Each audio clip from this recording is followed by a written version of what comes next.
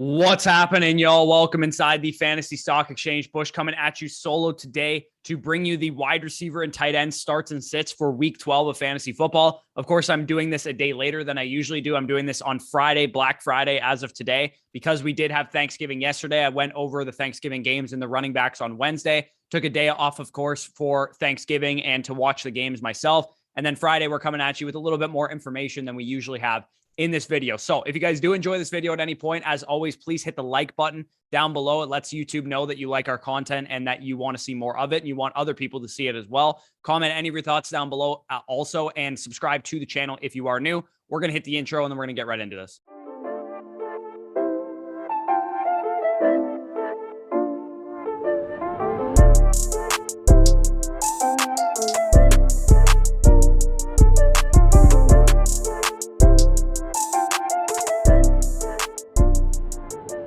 So as always, you guys can see the matchup chart on the screen. I did tweet this out as well. So if you haven't already followed me over on Twitter at Football Stock on the screen right now, if you want to see a bigger version of this, but as I always do, I talk about the adjusted fantasy points allowed, rank, and pass defense DVOA, PFF coverage grade. And I also added a weighted average scoring system that weights adjusted fantasy points allowed 50%, 25% for the other two, just to give you an idea of how good the matchup is relative to all the metrics across the board. So as you guys can see, you got Brandon Cooks, DK Metcalf, those guys have the best matchups on the week. And then AJ Brown, Marquez Callaway, Jalen Waddle, etc., have the worst matchups on the week. So we're going to get into the first game, basically, which is the Steelers at Bengals, AFC North showdown. Start Jamar Chase in this game, start Deontay Johnson in this game, start T. Higgins in this game, flex Chase Claypool in this game, and low-end flex Tyler Boyd. So a lot of wide receivers to talk about in this one. The volume of this Bengals passing offense has been a little frustrating at times because we've seen times early in the season when they were very run heavy. And then in the midpoint of the season, we saw them lean more pass heavy, which led to Jamar Chase and T. Higgins having a little bit higher floors.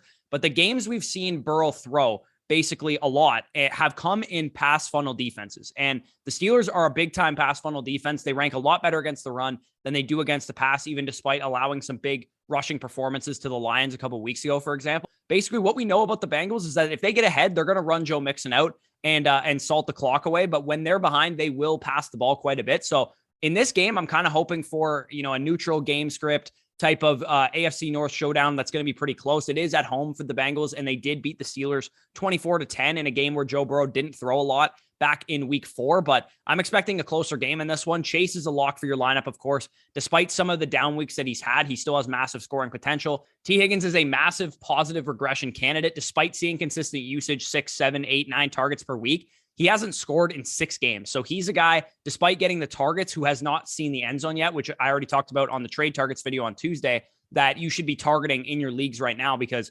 his value is way lower than it should be based on the usage he's getting. It's just because he hasn't scored any touchdowns recently that he has, suppressed perceived value on the market right now. Tyler Boyd is a decent flex option. I talk about him not getting very high value targets, but he does get some targets in this offense. So if you're desperate this week, I don't mind throwing him in there. On the Steelers side of things, we have Deontay Johnson, who is a target machine, 13 targets in back-to-back games. Claypool feels like he is the biggest, disappointment, I would say, relative to where a lot of people drafted him, looking for that second-year wide receiver breakout. But the thing with Chase Claypool is, again, also with T. Higgins as well, is that this guy's getting the usage. He's getting the routes, getting some of the targets. He's just not connecting on the big plays and the long touchdowns that we saw from him in his rookie season. And hopefully that maybe adjusts itself towards the latter half of the year, or maybe we have to wait for next year when he's, top 20 in unrealized air yards so far this season for that kind of to correct itself. So we'll see what happens with Claypool going forward. Nonetheless, he is in your flex. Deontay Johnson, a firm starter. As you guys can see on the screen, the matchups are there. Deontay Johnson is expected to see a lot of Eli Apple in coverage. Tyler Boyd, like I said, does have the best matchup on the field.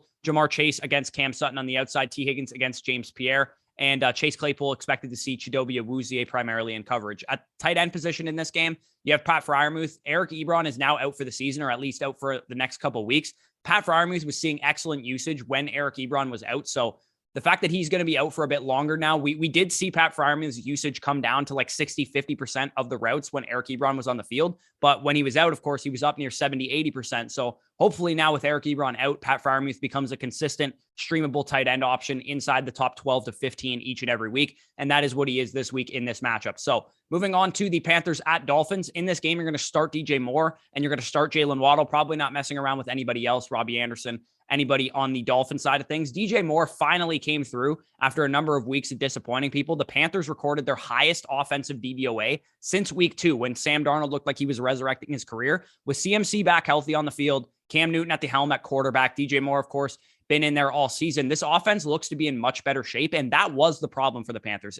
DJ Moore never had a problem commanding targets or getting volume. His problem was that the Panthers couldn't get any first downs or score any points. That was a big problem for him. And the fact that CMC's back on the field, Cam Newton providing a little bit more stability at QB, that is a big deal for a guy like DJ Moore, who's always had the volume. He just needs the scoring opportunities and the big plays to come. 5th easiest matchup in the chart above. As you guys can see, DJ Moore could be in for another good one in this game. Pretty remarkable on the other side of things. To me, how good of a rookie season Jalen Waddle is having relative to a lot of people's expectations of Jalen Waddle. And he's not really getting a whole lot of buzz in the dynasty community as a guy skyrocketing up rankings, but a 23% target share is hard to do as a rookie, especially coming into a situation where there's some quarterback turmoil. Don't really know how much this team is going to rely on Tua going forward. This is a guy that's been able to produce with either Jacoby Brissett or with Tua Tagovailoa. So great news for Jalen Waddle's dynasty perspectives, that we know that this guy's a talented player, but this is an extremely rough matchup this week. So he's not a guy that I'm, guaranteed starting, but he's still inside my top 30 wide receivers because the target share has been pretty safe for Jalen Waddle so far this season. As you guys can see, Jalen Waddle does have Hartsfield in coverage this week. Should be, the most exploitable of the Panthers corners on the. DJ Moore is probably going to be shadowed by Xavier Howard, which is something we definitely have to deal with. Xavier Howard has been up and down relatively this season, so not exactly a concerning matchup. And DJ Moore is talented enough to win that in his own right. At the tight end position, we do have Mike Gesicki, of course, has only had one game this year since week 1 with less than 6 targets. So just incredibly consistent volume-wise at the tight end position. That's really all you could ask for out of a guy that's more so a mid to back end tight end 1, relatively compared to some of the high end tight ends. Most tight ends don't get 6 targets a game, especially not 10 straight weeks of 6 targets a game. So great news for Mike Gesicki going forward. I know he had a 0-point game the other day, but he had 7 targets 2 weeks ago in that game, and he is still a guy I'm willing to start each and every week. Eagles at Giants, the next game that we have here. This will be pretty straightforward. In this game, you're going to be starting Devontae Smith. I think you can flex Kenny Golladay and then flex Kadarius Toney if he plays, but we do have a lot of uncertainty on the Giants side of things. The Giants really can't catch a break from an injury perspective. Anytime it looks like their offense is about to get healthy, they get re-injured, whether it was Saquon a couple weeks ago, Kadarius Toney on Monday night this past week. Toney wasn't practicing Thursday, along with Sterling Shepard, the most recent injury report that we have right now. So it might just be Kenny Golladay in the wide receiver core healthy this week, with Saquon Barkley, of course, contributing in the passing game. If that's the case, I'm okay starting Kenny Golladay as a top 40 guy. But of course, if Kadarius Toney is on the field, I would rather start him over Kenny Golladay because he's proven to be able to command targets and be more explosive than Kenny Golladay has been. So that's kind of a situation to monitor, of course, if you do have the Giants wide receiver. The Eagles side of things, of course, we do have Devontae Smith, the clear number 1 on this team, 25% target share on the season. He's pretty much been the number 1 from day 1.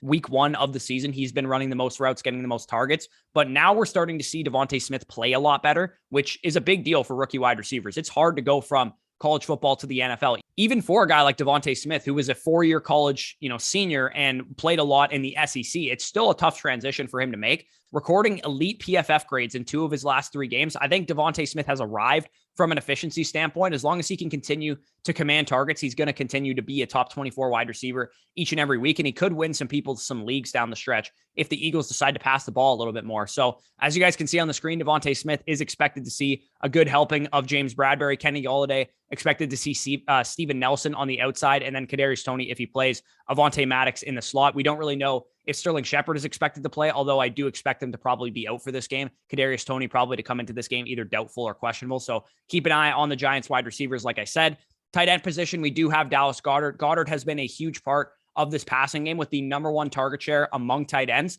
each of the last 3 healthy games that he's played. So removing the game that he got concussioned against Denver a couple weeks ago. The problem for Dallas Goedert, though, has really been the team not throwing a whole lot. So even though he's commanding 30+% of his team's targets, Jalen Hurts is throwing the ball 22 times, 25 times. It's not a huge volume of targets, although it is a big target share. But Dallas Goedert, nonetheless, is in your lineup each and every week. Like I said, he is getting a large portion of his team's targets. We just need to see this Eagles offense pass the ball a little bit more than they have been. So Titans at Patriots, the next game that we're going to talk about here. In this game, you're going to start A.J. Brown. You're going to low-end flex Jacoby Myers. And I know A.J. Brown's been frustrating. A lot of people are probably really annoyed with A.J. Brown right now, he again is in a tough spot. A lot of people are going to make the connection instantly that he's playing the Patriots. Bill Belichick always takes away your best weapon. That is clearly A.J. Brown with no Julio Jones and Derrick Henry in the lineup. Last week, he bracketed, Bill Belichick bracketed Kyle Pitts on double his usual rate. So the rate that Kyle Pitts is usually bracketed at, double that, and that's what Bill Belichick did to him. So there is validity to the take away your best weapon narrative for Bill Belichick. I would probably expect the same type of treatment for A.J. Brown, but he's still in my lineup regardless as a top 20 wide receiver, because anytime he's going to see one-on-one coverage, Ryan Tannehill is going to look to get him the ball. His target share and his talent dictate that he should be in your lineup regardless. So could be another frustrating game out of A.J. Brown. Don't blame you guys if you have great options to sit A.J. Brown, but most of the time, A.J. Brown will be your best option to play. So we know what we're getting out of him from a target share perspective. So he is in my lineup. And then for Jacoby Myers, again, we know what we're getting out of him as well. Pretty much just a safe slot receiver, going to get a couple targets here and there. Hopefully can get into the end zone more than once in his entire career. But Jacoby Myers is expected to see Elijah Molden in coverage. Again, not a great matchup for him. Might have a bit of a down game. The Titans have been surprisingly decent in recent weeks against the pass. They have tightened up a lot more. We saw Brandon Cooks disappoint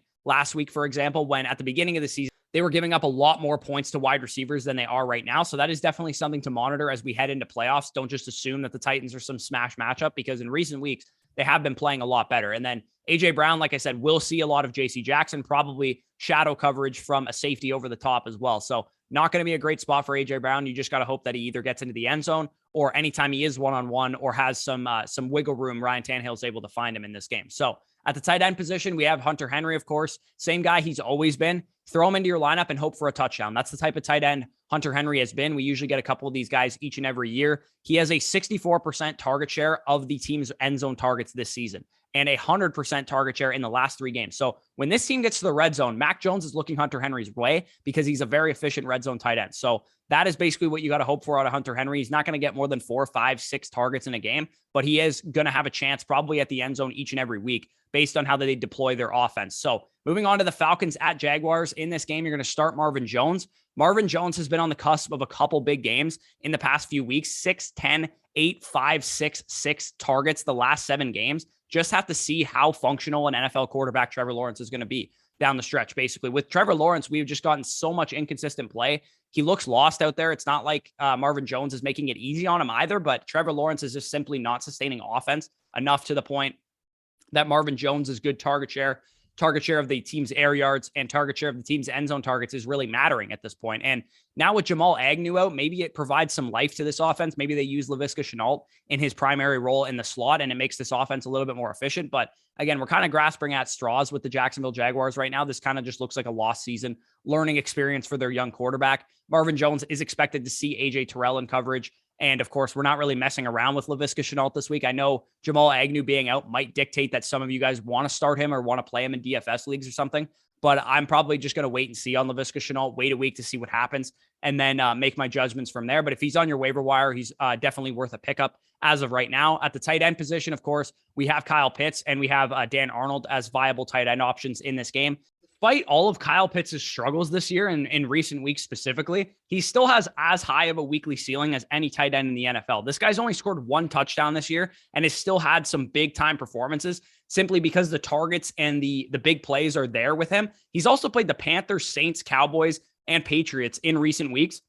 All 4 of those teams ranked top 6 in total DVOA on defense. And they've disrupted the Falcons offense to the point that it just has looked anemic. And that's been the problem for the Falcons. It's kind of like the DJ Moore situation in Carolina, where if the Falcons can generate first downs and score some points, then Kyle Pitts will be just fine. It's really a matter of them scoring rather than Kyle Pitts getting the targets or being the focuses of defenses, because as long as the Falcons can move the ball, and getting Cordero Patterson back this week will probably help with that, because he is their second biggest or their biggest weapon on offense right now. I'm expecting a better end to the season for Kyle Pitts than we've seen in recent weeks. Dan Arnold, of course, is a streamable option. He is getting the usage, getting the targets. So he's a guy that might benefit from the Jamal Agnew injury as well. Buccaneers at Colts, the next game that we're going to talk about here. In this game, you're going to start Evans, you're going to start Godwin, and you're going to start Pittman. Now, with Mike Evans, he's apparently been dealing with like a back injury, so that's something definitely to monitor. Obviously, if Mike Evans is out, Chris Godwin will be an absolute smash start this week. Still no Antonio Brown this week, according to Bruce Arians, but if you are in a playoff position, as I talked about on Tuesday, make sure that you're sending offers out for Antonio Brown, because the opposing manager that has him might be in need of wins or whatever the case is, and you could probably get Antonio Brown on the cheap right now, and he could have a monster close to the season, similar to what we saw from him last year. So Godwin and Evans in this game get the lucky fortune of playing against a pass funnel defense, which has really mattered for Tom Brady, as you guys can see on the screen. The Colts rank 20th against the pass in terms of DVOA, but second against the run. So what that usually means for the Bucs passing game is high volume from number 12 and usually pretty decent efficiency as well. Michael Pittman on the other side of things had a brutal matchup last week. Even though the Bucs are getting healthier on defense, I still like his chances to produce against this secondary. Pittman should be in for a bounce back game in this one. As you guys can see on the screen, Chris Godwin is expected to see Kenny Moore in the slot, which would profile to be the best matchup on the field among him and Evans. And then Xavier Rhodes on the outside for Mike Evans. Michael Pittman Jr. expected to split time versus Bunting and versus Dean.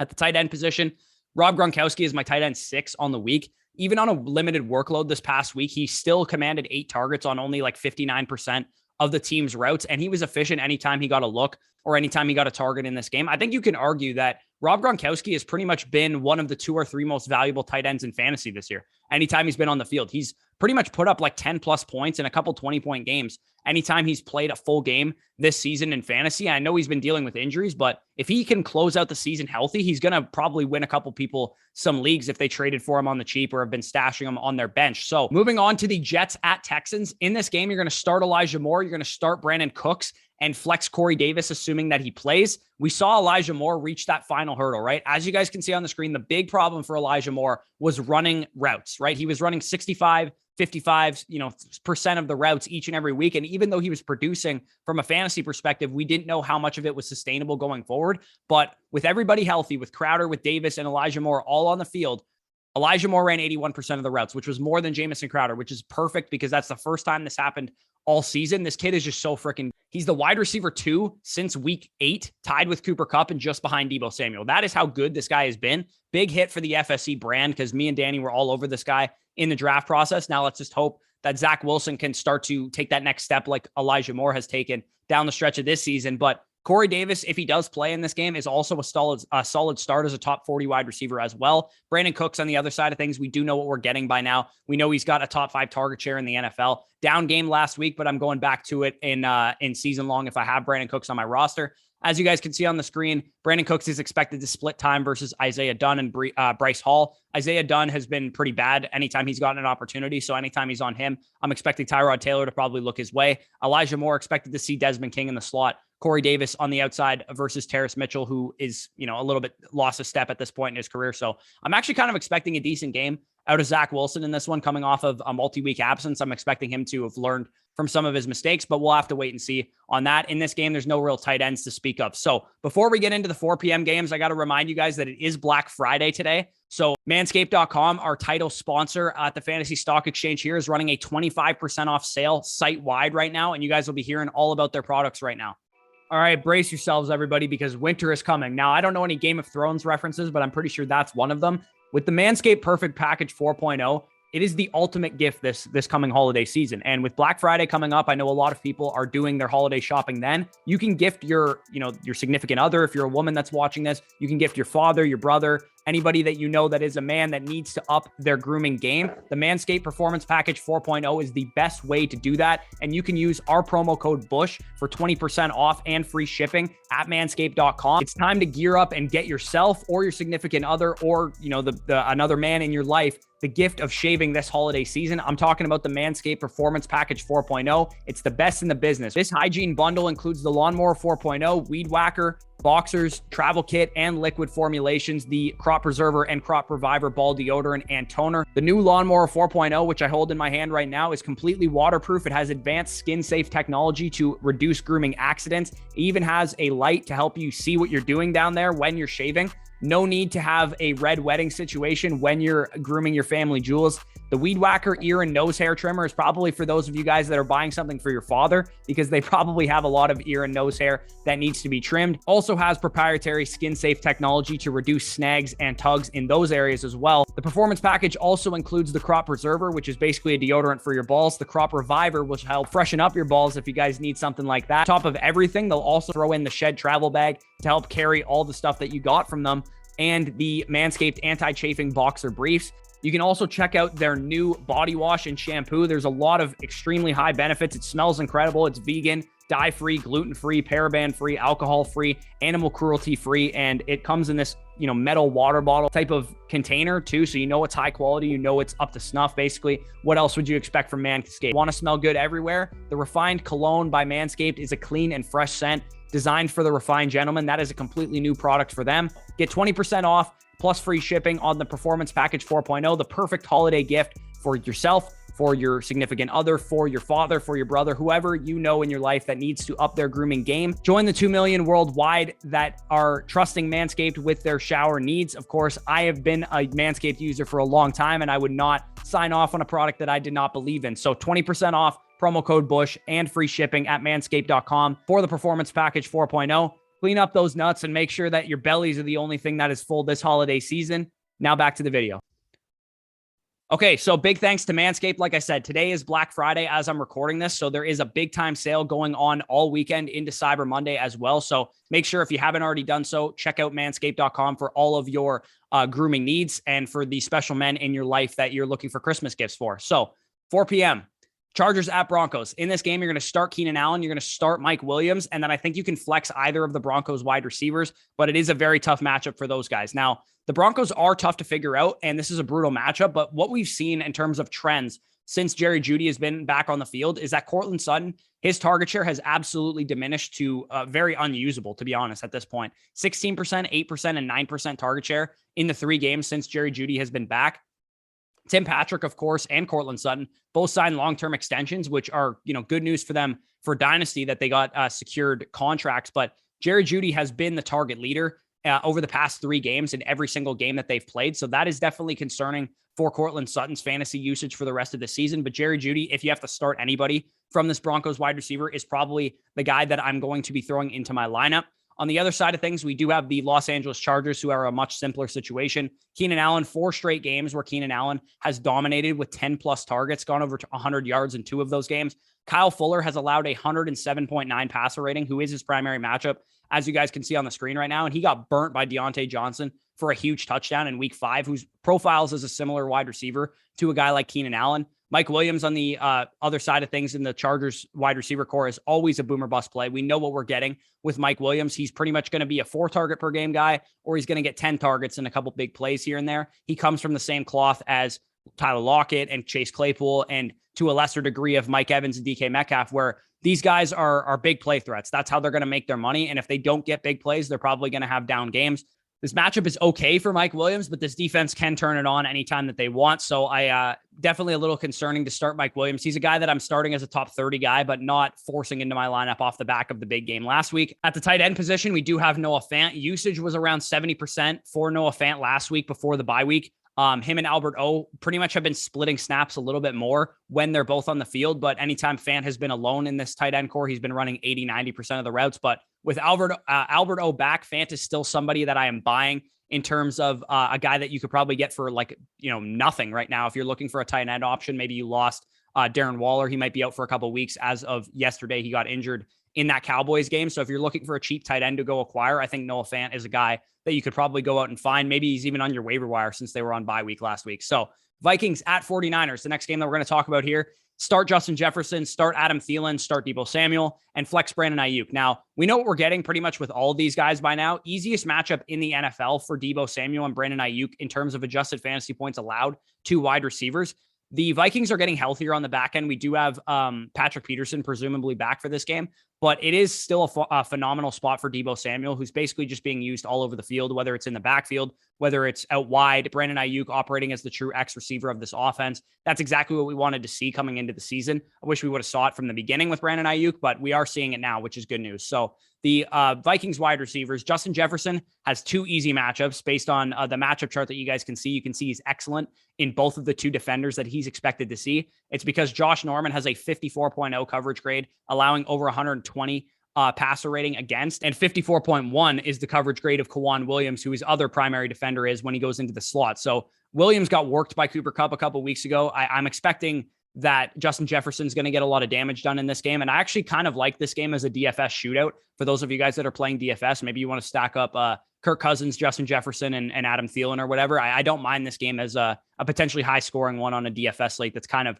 lacking high-scoring games. So to the tight end position, we have George Kittle, of course. George Kittle is in your lineup no matter what, but it is worth noting that 65%, 76%, and 86% of the routes is kind of the ramp-up period that we've seen from George Kittle coming back from his injury. 86% of the routes last week. He's now back to his full self, the guy that we see on the field dominating each and every week. He's seen 5 end zone targets as well since his return from injury 3 weeks ago. So that is encouraging to see that he is involved in the red zone and is getting more touchdown opportunities than we've really seen from George Kittle in years past. Because as much as George Kittle has been a great tight end in years past, he hasn't really been a guy that scored a whole lot of touchdowns. And now that we're kind of seeing that manifest into his ceiling, and his weekly ceiling is definitely encouraging to see. So Rams at Packers, one of the last 4 p.m. games that we have here, and then we'll get into the primetime ones.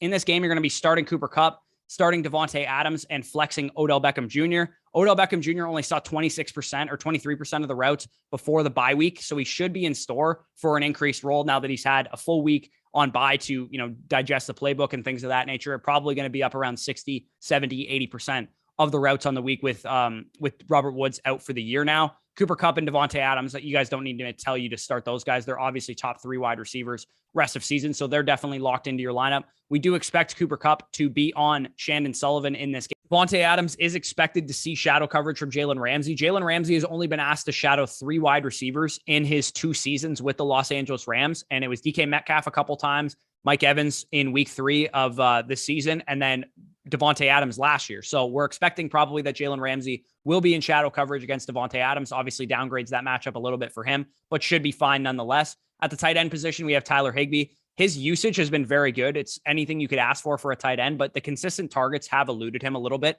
He's running routes on 84% of Stafford's dropbacks on the season and well over 90% the last 2 games that they've played. So always a decent flyer, and he might even be available in your waivers right now because he was on bye this past week. So if you are in need of a tight end, I don't mind picking up Tyler Higbee and throwing him into your lineup as a option if you're missing Travis Kelce, for example, this week, or somebody like that, maybe Zach Ertz as well. So moving on to Sunday Night Football, Browns at Ravens. In this game, you're going to start Hollywood Brown if he plays, start Rashad Bateman, and flex Jarvis Landry. Hollywood Brown practiced in a limited fashion on Wednesday and Thursday. So by the sounds of it, it looks like he's going to be on track to play in this game. Hopefully he can get in a full practice today. He's coming off of 3 straight games of double-digit targets, which is completely wild to me. As a guy, if you told me coming into the season that Marquise Brown would have 3 games on the year with double-digit targets, I probably wouldn't have believed you, let alone 3 of his last 3 games that he's had double-digit targets, and like 6 games this year where he's seen double digits. So that is great news for Hollywood Brown. If you guys do have him, he looks to be a top 20 wide receiver rest of season. Rashad Bateman still saw 6 targets in the Tyler Huntley fiasco last week without Lamar in the lineup. Lamar should be back this week based on reports that I've kind of heard about his illness. Sounds like he's doing better.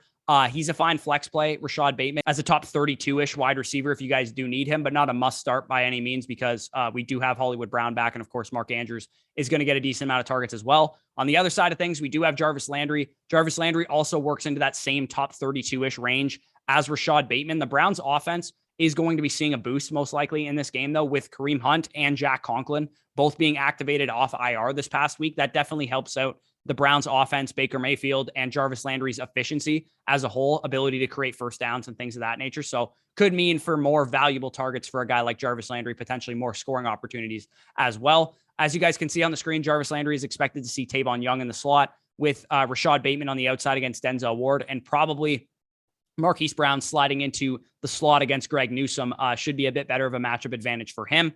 Tight end, we have Mark Andrews, of course. 89% and 98% of the routes are elite numbers. With Lamar Jackson back in the lineup, I see no reason why Mark Andrews isn't a top 3 tight end rest of season over guys like Darren Waller, over guys like Kyle Pitts even as well, because Mark Andrews has just been uber consistent really since the blow-up game that he had a number of weeks ago. Moving on to Monday Night Football, the last game of the slate here, Seahawks at Washington Football Team. In this game, you're going to start DK Metcalf, start Tyler Lockett, and start Terry McLaurin. This should be a get-right spot, I would imagine, for the Seahawks offense. Russ, Metcalf, and Lockett. If you haven't already had your trade deadline, like I said on Tuesday, please send out offers for DK Metcalf. I'm sure the opposing manager is panicking a little bit. Washington Football Team's defense has only had 2 games this season of great defensive play, meaning In terms of DVOA, they were in the negatives, meaning that they were better than average in terms of their overall defensive play. And that was against Tampa Bay 2 weeks ago and the Chargers in week 1. Every other game that the Washington defense has played, they've been a plus matchup, basically, in terms of DVOA, meaning that they're worse than average. And this game should be a get-right spot, like I said, for the Seahawks. I'm expecting them to probably put up some points in this one. And we know that Russell Wilson and Tyler Lockett are actually very good on primetime as well. So I would imagine that they might have a big game in this one as well. Terry McLaurin on the other side of things gets over 100 yards last week and finds the end zone for the first time in 5 games. His volume is extremely safe. He hasn't had less than 7 targets since week 1 this season, which is extremely impressive. Let's just get this dude a quarterback, whether it's Taylor Heineke, Ryan Fitzpatrick, or a quarterback in the draft this year. This guy needs a real quarterback because he is a certified superstar at wide receiver. He is expected to see Busan Austin in coverage. Excellent matchup advantage for him. So he is absolutely in my lineup. DK Metcalf against Kendall Fuller and Tyler Lockett against William Jackson, who's been a bit up and down this year. So like I said, could be a big time Tyler Lockett game. He does really well on prime time usually. So the tight end position to close out this video, we do have Logan Thomas, who's been activated off IR and is practicing today. That boosts the offense as a whole because with him and probably Curtis Samuel coming back for this game as well, that's good news for Gibson. It's good news for McLaurin, and it's great news for Logan Thomas and Curtis Samuel because this offense, again, much like the Panthers, much like the Falcons, much like the Jaguars, just needs to be able to move the ball. They just need to be able to create first downs and scoring opportunities, and having all these weapons coming back is definitely helpful for all of them. And although it might reduce the target share of a guy like Terry McLaurin a little bit, it'll make him a lot more efficient. I'm not worried about Terry McLaurin ceding targets to Curtis Samuel or ceding targets to Logan Thomas because I know he's going to get 7 to 10 targets every game. And if those targets can suddenly become more efficient, that's great news for everybody involved. More scoring opportunities for Gibson, et cetera, et cetera. So like I said, guys, if you haven't already checked out manscaped.com, what are you doing? It's the best grooming experience you'll ever have in your life. It is Black Friday today, 25% off the entire website, whatever you guys need, whether it's body wash, whether it's their cologne that they came out with, whether it's their, performance package 4.0, use promo code Bush at checkout and you'll get 20% off and free shipping as well. So peace out, guys. I'll talk to you soon.